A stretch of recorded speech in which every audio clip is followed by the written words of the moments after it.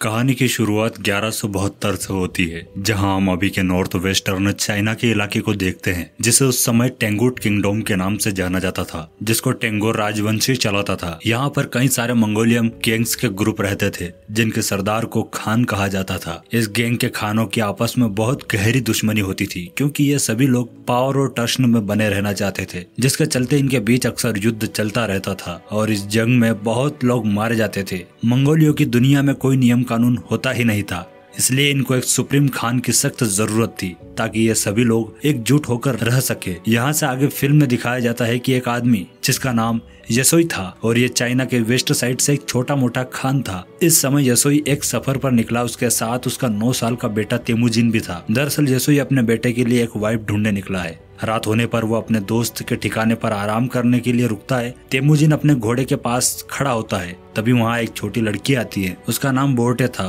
और वो तेमुजिन से उसका नाम पूछती है। इस पर तेमुजिन उसे अपना नाम बताता है और कहता है कि वो अपने फादर के साथ उसके लिए एक वाइफ ढूंढने के लिए यहाँ आया हुआ है। बोर्टे उससे कहती है कि तुम्हें मुझसे ही शादी करनी चाहिए। इतना कहते हुए वो वहाँ से चली जाती है। रात होने पर तेमुजिन अपने फादर के पास बैठा हुआ होता है। उसके फादर उससे कहते हैं कि मुझे तुम्हारे लिए एक ऐसी वाइफ चाहिए जो सबसे ताकतवर समुदाय से हो। तेमुजिन अपने फादर से कहता है कि मैं खुद अपने लिए लड़की चुनूंगा। तेमुजिन की जिद के बाद उसके फादर अपने दोस्त के ठिकाने से किसी एक लड़की को चुनने की इजाजत दे देते हैं। अब सुबह होते ही तेमुजिन के फादर उस ठिकाने की सभी लड़कियों को लाइन में खड़ा करके उनके पैरों को गौर से देखते हैं, क्योंकि उनका मानना है कि एक स्ट्रॉन्ग लेग्स वाली लड़की ही अपने पति को खुश रख सकती है। इसके बाद तेमुजिन एक एक लड़की को देखता जाता है। उसके बाद वो बोर्टे को अपनी पत्नी के लिए सिलेक्ट कर लेता है और उन दोनों की शादी हो जाती है। लेकिन शादी के बाद भी वो दोनों आने वाले 5 साल तक एक साथ नहीं रह सकते, क्योंकि ये उनके ग्रुप का नियम था। अब तेमुजिन और उसके फादर के यहाँ से निकलने का समय हो जाता है, लेकिन जाने से पहले तेमुजिन बोर्टे को एक नेकलेस गिफ्ट करता है और उससे कहता है कि वो जल्द ही वापस आएगा। यहाँ से यसोई और तेमुजिन अपने लोगों के साथ सफर पर निकल जाते हैं। कुछ दूर चलने के बाद एक जगह पर आराम करने के लिए रुकते हैं। यहाँ पर सभी लोग काफी होशियार होते हैं, क्योंकि उनके जस्ट सामने थोड़ी दूर एक और खान गैंग के लोग बैठे हुए थे। थोड़ी देर बाद उस खान गैंग का एक आदमी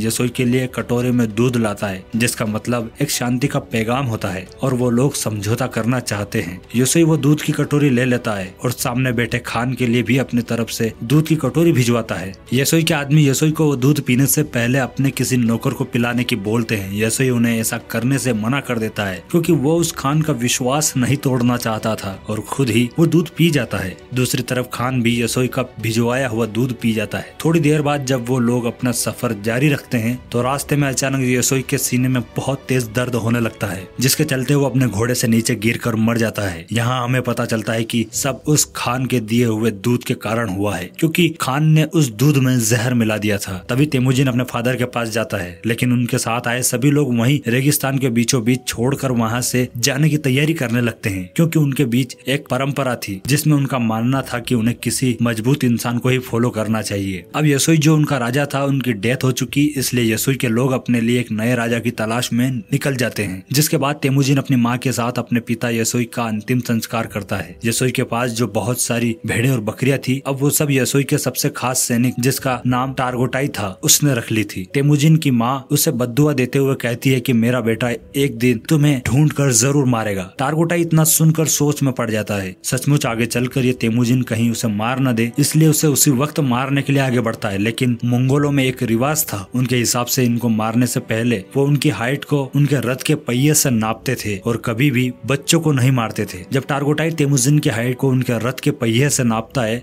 तो उसकी हाइट कम निकलती है और तेमुजिन अभी एक बच्चा था, इसलिए तेमुजिन बच जाता है। तभी टारगोटाई उसकी माँ को बोलता है कि वो अगले साल तेमुजिन को मारने जरूर आएगा और तब तक उसकी हाइट और उम्र भी बढ़ चुकी होगी। कुछ महीनों बाद जब सर्दी आ जाती है तो तेमुजिन के पास छुपने के लिए कोई जगह नहीं थी। तभी उसे अपने फादर की बात याद आती है। उन्होंने कहा था कि गॉड टेंगरी उनके बुरे वक्त में मदद जरूर करेंगे, इसलिए वो सीक्रेट माउंटेन की तरफ जाने लगता है। लेकिन रास्ते में अचानक उसका पैर बर्फ की चादर से ढकी एक झील के अंदर फंस जाता है और डूबने ही वाला था। तभी वहाँ उसकी ही उम्र का एक लड़का आता है, जिसका नाम जमुखा था। वो झील से बाहर निकालकर उसकी जान बचा लेता है। यहाँ पर जमुखा और उसका बड़ा भाई तेमुजिन को अपने साथ घर लेकर जाते हैं और उसे खाना खिलाते हैं। उन्होंने तेमुजिन की जान बचाई, इसलिए वो उनका शुक्रिया अदा करता है। इसके बाद जमुखा और उसका भाई अपने हाथ पर कट लगाकर अपना खून दूध में मिलाकर तेमुजिन को वो पीने के लिए कहते हैं। तेमुजिन उस दूध को पी जाता है और अब वो 2 नहीं 3 भाई बन गए थे।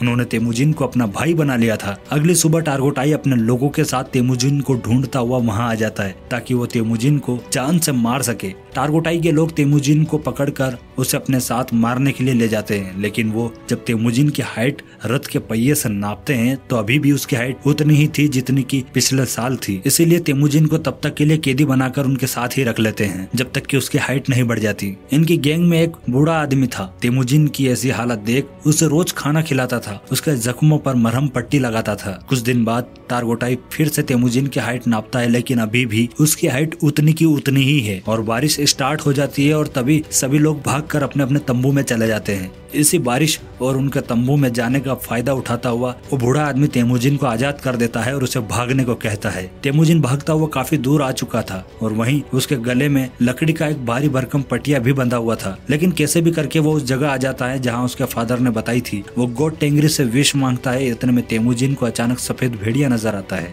जिसके बाद उसके गले में बंधा हुआ लकड़ी का फंदा अपने आप खुलकर नीचे गिर जाता है। अचानक फिल्म में 1186 का सीन आ जाता है। यहाँ पर हमें तेमुजिन को दिखाया जाता है जो जवान हो चुका है, लेकिन तेमुजिन आज भी टारगोटाई के लोगों से डरता हुआ भागता रहता है। कई सालों से टारगोटाई के लोग तेमुजिन को ढूंढ रहे थे और आज उन्होंने तेमुजिन को ढूंढ ही लिया और उसे पकड़कर फिर से वही पुराने तरीके से कैद करके रखते हैं जैसा उसे बचपन में रखा गया था। अब तेमुजिन की हाइट और उम्र बढ़ गई थी, इसलिए उसके मरने के चांसेस भी ज्यादा थे, लेकिन टारगोटाई उसे जान से नहीं मारता क्योंकि वो उसे गिड़गिड़ाकर अपनी जान की भीख मांगते हुए देखना चाहता था। लेकिन तेमुजिन उससे कहता है कि मैं हंसकर मर तो सकता हूँ, लेकिन तुम्हारे आगे अपनी जान की भीख कभी नहीं मांगूंगा। यह सुनने के बाद टारगोटाई उसे टॉर्चर करना शुरू कर देता है और कहता है कि अब तो मैं तुझे तड़पा तड़पा कर मारूंगा। आगे हम देखते हैं कि वो बूढ़ा आदमी आज भी जिंदा है। अब वो तेमुजिन के लिए पानी लेके आता है और उसे पिलाता है। अब शाम के समय जब सभी व्यस्त थे तभी टारगोटाई अकेले में तेमुजिन से बात करने आता है। इधर तेमुजिन मौके का फायदा उठाकर टारगोटाई को अपने लकड़ी वाले फंदे से उसको मारकर एक बार फिर से वहां से भाग जाता है। अब टारगोटाई के मरने के बाद वो खुद किंग बनने के लिए तैयार था, लेकिन वो सबसे पहले अपनी वाइफ के पास जाता है जिससे उसने बचपन में शादी की थी, जिसका नाम बोर्टे है। लेकिन अब वो बड़ी हो चुकी है और सचमुच बहुत खूबसूरत भी। बोर्टे कह रही होती है कि मैंने तुम्हारा कई सालों से इंतजार किया और आखिरकार आज हम साथ हैं। तेमुजिन अब यहाँ से निकलकर सीधा अपनी माँ और बहन से मिलने के लिए जाता है। तेमुजिन को इतने साल बाद देखकर माँ बहन सचमुच बहुत ज्यादा खुश थी, लेकिन एक दिन उनके ऊपर मार्केट गैंग के लोगों का अटैक हो जाता है क्योंकि कई साल पहले तेमुजिन के फादर इस मार्केट गैंग के खान की मदर को किडनैप करके लाए थे और तब इस मार्केट किंग ने कसम खाई थी कि वो बदला जरूर लेगा और अब वो बोर्टे को उठाने आए थे। लेकिन बोर्टे और तेमुजिन दोनों भाग निकलते हैं, लेकिन मार्केट गैंग के लोग तीर चला देते हैं और वो तीर बोर्टे को लग जाता है और वो नीचे गिर जाती है और वो लोग बोर्टे को उठाकर चले जाते हैं। दरअसल मार्केट किंग खान बोर्टे को अपनी वाइफ भी बनाना चाहता था। वहीं तेमुजिन अपनी वाइफ बोर्टे को वापस उस मार्केट से छुड़ाना चाहता था, लेकिन वो अकेला ऐसा नहीं कर सकता था, इसलिए वो अपने पुराने भाई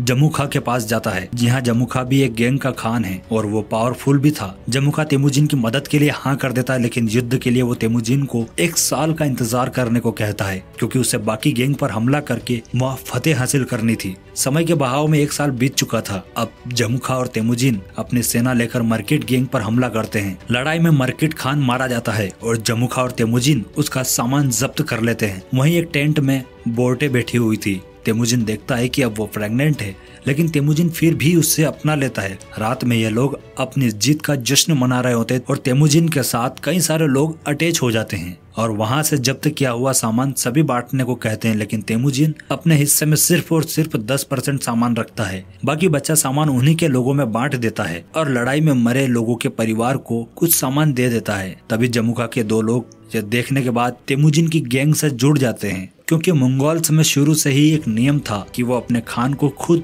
चुन सकते थे, जिसमें जमुखा चाहकर भी कुछ नहीं कर सकता था। लेकिन यह देखकर उसकी गैंग के 2 लोग तेमुजिन की गैंग में चले गए। उसके दिलो दिमाग में तेमुजिन के खिलाफ दुश्मनी बढ़ जाती है। अगले सीन में तेमुजिन के आदमी जमुखा के आदमियों को उनके घोड़े चुराते हुए देख लेते हैं, लेकिन जमुखा के आदमी बचकर वहां से भाग जाते हैं, जिसके बाद तेमुजिन के आदमी गुस्से में गलती से उन्हें जान से मार डालते हैं। लेकिन जब वो लोग जमुखा के उन लोगों के पास जाकर देखते हैं तो पता चलता है कि उसमें से एक आदमी जमुखा का बड़ा भाई भी था। इधर जमुखा को जैसे ही यह खबर मिलती है तो वो तेमुजिन को जान से मारने की ठान लेता है।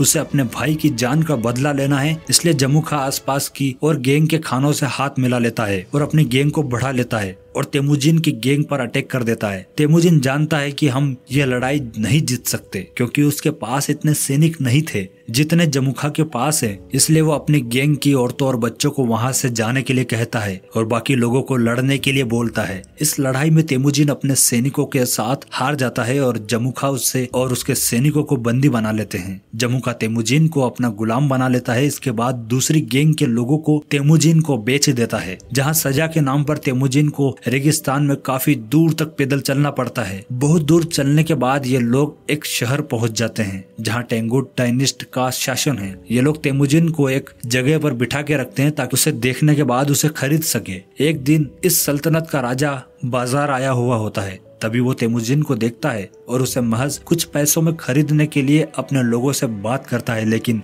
उस राजा के लोग उसे तेमुजिन को खरीदने के लिए मना कर देते हैं, लेकिन फिर भी वो तेमुजिन को खरीद लेता है। इसके बाद तेमुजिन को एक शहर के बीचों बीच पिंजरे में डाल कर रखा जाता है ताकि आते जाते लोग उसे देखकर हंस सके, उसका मजाक बना सके। यहाँ पर एक बुद्धिस्ट संत तेमुजिन को देखने तेली आता है और माफी मांगता है। इस बार तेमुजिन ने बुद्धिस्ट के साथ एक बात रखी, तुम मेरी वाइफ बोर्टे को ढूंढोगे तो आगे चलकर मैं कभी भी इस शहर को कोई नुकसान नहीं पहुंचाऊंगा। जिसके बाद बुद्धिस्ट संत बोर्टे को ढूंढने के लिए रेगिस्तान से गुजर रही सड़कों पर कदम बढ़ा देता है, लेकिन रेगिस्तान में गर्मी की वजह से वो बूढ़ा बुद्धिस्ट वहीं दम तोड़ देता है। लेकिन किस्मत से बोर्टे वहां से गुजर रही थी और उस बुद्धिस्ट के पास से वो नेकलेस मिलता है जो तेमुजिन ने उसे दिया था। अब उसे पता लग गया है कि तेमुजिन आज भी जिंदा है। इसके बाद बोर्टे अपने पति को ढूंढने के लिए निकल जाती है और वो शहर पहुंच जाती है और यहाँ पर उसे तेमुजिन एक पिंजरे में बंधा हुआ मिलता है। उसी रात बोर्टे यहाँ के सिपाही को रिश्वत देकर तेमुजिन को भगा ले जाती है। तेमुजिन देखता है कि उसका बेटा अब बड़ा हो चुका है, बोर्टे की बेटी भी है। बोर्टे तेमुजिन को घर ले आती है। पूरा परिवार हंसी खुशी जिंदगी बिता रहा होता है। एक दिन बोर्टे ने तेमुजिन से कहा कि सारे मंगोस एक जैसे ही होते हैं, सब चोरी करते हैं और सब एक दूसरे को मारते हैं। मंगोस के लिए यह सब नॉर्मल है, लेकिन बोर्टे की ये बात तेमुजिन को अंदर तक घायल कर देती है और वो अपनी फैमिली को छोड़कर वहां से अपने फादर की बताई हुई जगह पर आ जाता है और वो गॉड टेंगरी से विश मांगता है कि सभी गैंग को मिलाकर एक नया मंगोल राज बनाएगा जिसमें सभी के बीच नियम और कानून बनेगा। तेमुजिन 3 रूल्स बनाता है। पहला, औरतों और बच्चों को कभी नहीं मारा जाएगा। दूसरा नियम, दुश्मन से मरते दम तक लड़ा जाएगा। और तीसरा नियम, कोई भी अपने खान को धोखा नहीं देगा। अब फिल्म में आगे सीन आता है 1196 का, जहां 1 साल पहले तेमुजिन ने कसम खाई थी कि वो मंगोल की बड़ी आर्मी बनाएगा और अब उसने वही किया। सभी गैंग को मिलाकर सेना तैयार कर ली। अब उसे राजा बनने में एक चीज का आज भी रुकावट था और वो है उसका खुद का भाई जमुखा।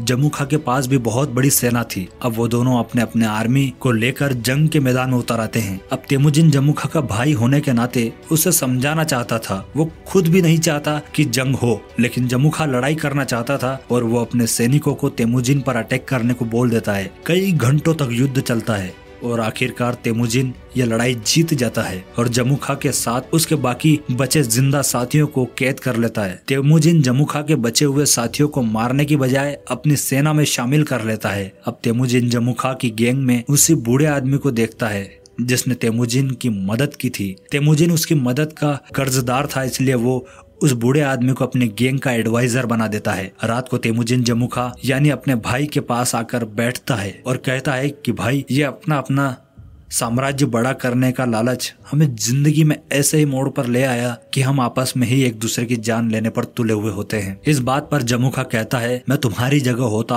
अपने दुश्मन के सभी सोल्जर्स को मार देता। हमें पता चलता है कि तेमुजिन और जमुखा की सोच में जमीन आसमान का फर्क था। इन बातों के बाद तेमुजिन अपने भाई जमुखा को माफ कर देता है और उसे वहाँ से जाने के लिए कहता है। इसके बाद बोर्टे वहाँ आ जाती है। ये देख तेमुजिन खुश हो जाता है। यहाँ से फिल्म 1206 में आ जाती है। सारे मंगोल्स का खान बन चुका है जिसका नाम अब गेंगिस खान है। अब उसे एक और नया नाम मिल चुका है और वो नाम है चंगेज खान। इसके बाद उसने पूरे टेंगुट वंश को समाप्त कर दिया था और नए सिरे से साम्राज्य की शुरुआत की। और लास्ट में तेमुजिन उस बुद्धिस्ट के कहने पर उस जगह को बिल्कुल हानि नहीं पहुंचाता है जहां वो कैद था और जहां पर उसकी वाइफ बोर्टे ढूंढते हुए वहां आई थी और सिपाही को रिश्वत देकर उसे छुड़ा कर ले गई थी। आज वो शहर सबसे बड़ा साम्राज्य बन चुका है। अगर आपको फिल्म की कहानी पसंद आई तो हमारे चैनल सुनो फिल्मी हिंदी को सब्सक्राइब कीजिए। और इस फिल्म की कहानी से हमें ये सीखने को मिलता है कि हमारा दोस्त जिसने कभी हमारी मदद की थी चाहे वो भविष्य में हमारे खिलाफ हो जाए, हमारे लिए बगावत पर उतर आए, लेकिन उसने कभी हमारी मदद की थी। इसका कर्जदार हमेशा रहिए, अपने दोस्त का नुकसान मत करिए। ये फिल्म हमें सिखाती है चाहे दोस्ती कैसी भी हो, लेकिन उस दोस्ती के एहसानमंद हमेशा रहिए। और ये फिल्म यहीं खत्म हो जाती है।